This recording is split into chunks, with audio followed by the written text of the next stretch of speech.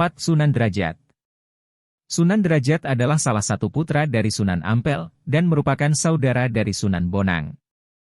Nama aslinya adalah Raden Qasim atau juga dikenal dengan nama Syarifuddin. Ia lahir pada abad ke-15 Masehi.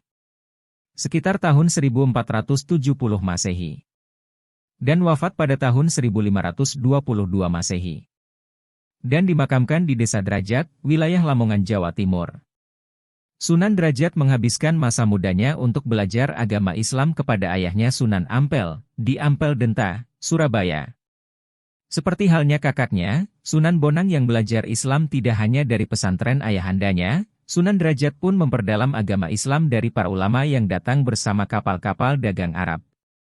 Sunan Derajat kemudian memperoleh ilmu pengetahuan yang semakin luas dan mendalam. Ia melakukan dakwah pertama kali di wilayah Gresik. Dakwahnya dilakukan dengan menyusuri pantai utara Jawa.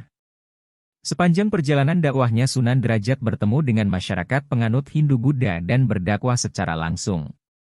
Tidak seperti Sunan Bonang yang menggunakan media gamelan untuk menyampaikan misi dakwahnya kepada masyarakat saat itu. Sunan Derajat mendarat pertama kali di wilayah Jelak, Banjarwati pada akhir abad ke-15. Sunan Derajat kemudian membangun sebuah musala yang dijadikan sebagai sebuah tempat untuk beribadah. Musala tersebut juga ia pergunakan untuk berbagai kepentingan dakwah. Semakin banyak orang yang memeluk agama Islam, maka kemudian musala tersebut berkembang menjadi pesantren yang ia jadikan sebagai lembaga pendidikan untuk mengajarkan Islam kepada masyarakat. Desa Banjarwati kemudian menjadi semakin ramai.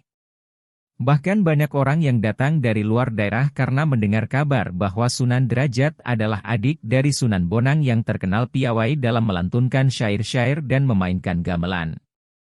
Sehingga lama-kelamaan desa tersebut menjadi semakin banyak penduduk dan bangunan huniannya, dan selanjutnya nama desa itu pun berubah menjadi Banjaranyar. Setelah dirasa masyarakat di Banjaranyar cukup mapan dengan nilai-nilai dan praktik ajaran Islam, ia pun melanjutkan perjalanan meninggalkan pesisir utara Jawa dan tiba di sebuah desa bernama Derajat.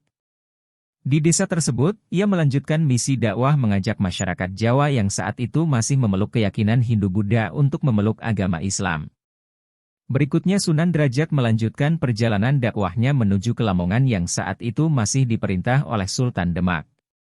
Sunan Derajat memilih tempat di lokasi pegunungan karena dianggap aman dari banjir. Bukit tersebut kemudian diberi nama Endalem Dhuwur, yang di atasnya kemudian Sunan Derajat mendirikan masjid untuk melaksanakan segala ibadah dan dakwah ajaran Islam kepada murid-murid dan masyarakatnya yang baru memeluk Islam. Akhirnya Sunan Derajat wafat pada abad ke-16 Masehi. Pada tahun 1522 Masehi, dan peninggalan-peninggalannya disimpan sebagai bukti sejarah perkembangan Islam di kota Gresik dan kota Lamongan, Jawa Timur. Adapun metode dakwah yang ditempuh oleh Sunan Derajat adalah dengan cara yang bijak dan halus. Ia selalu mengajarkan kepada pengikutnya untuk tidak saling menyakiti, karena sebagai sesama muslim sebaiknya harus hidup rukun dan damai, jangan sampai terpecah belah. Ia menghindari cara-cara paksaan dalam mengajarkan agama Islam. Ia berdakwah melalui masjid atau musala, yang dilakukan sekaligus dengan praktik ibadahnya. Ia terkenal dengan nasihat-nasihatnya tentang kehidupan yang kemudian disesuaikan dengan ajaran Islam. Sunan Derajat memperkenalkan Islam melalui konsep dakwah bil hikmah, dengan cara-cara yang bijak dan tidak memaksa. Dalam menyampaikan ajarannya ia menempuh 4 cara yaitu: A. Pengajian secara langsung di langar atau musala. B. Penyelenggaraan pendidikan di pesantren. C. Memberikan nasihat dan fatwa untuk penyelesaian sebuah masalah. D. Melalui kesenian tradisional yaitu melalui tembang pangkur, panggudi isine Quran, mendalami makna Al-Quran, dengan iringan gending gamelan. Adapun inti dari ajaran Sunan Derajat adalah catur piwulang, 4 pengajaran, yaitu 1. Paring teken marang wong kang kalunyon lan wuto, memberikan tongkat kepada orang yang buta. 2. Paring pangan marang wong kang kaliren, memberi makan kepada orang yang kelaparan. 3. Paring sandang marang wong kang kawudan, memberi pakaian kepada orang yang telanjang.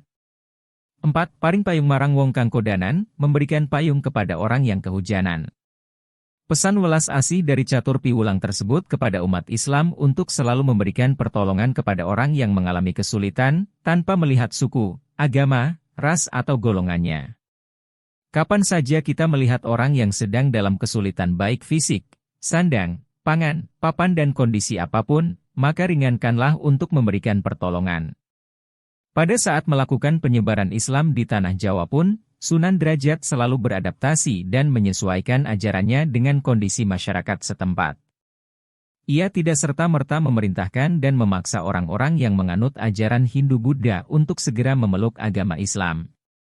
Sunan Derajat menggunakan strategi untuk menarik perhatian masyarakat agar datang ke tempat kediamannya. Ia menggunakan kesenian tradisional yang ada di daerah tersebut, yaitu tembang-tembang yang diiringi dengan musik gamelan. Karena pendekatan melalui karya seni yang ia kembangkan, maka tidak sedikit masyarakat yang berbondong-bondong datang ke kediaman Sunan Derajat untuk menyaksikan syiar dan dakwahnya yang kemudian membawa mereka untuk masuk Islam. Sunan Derajat banyak memberikan pesan-pesan yang menjadi pengingat bahwa ajaran Islam adalah ajaran yang menekankan pada perdamaian, baik perdamaian kepada Yang Maha Kuasa maupun perdamaian kepada diri sendiri. Ia selalu mengingatkan murid-muridnya agar selalu bersikap saling tolong-menolong terhadap sesama demi terciptanya sebuah tatanan kehidupan masyarakat yang akur dan makmur.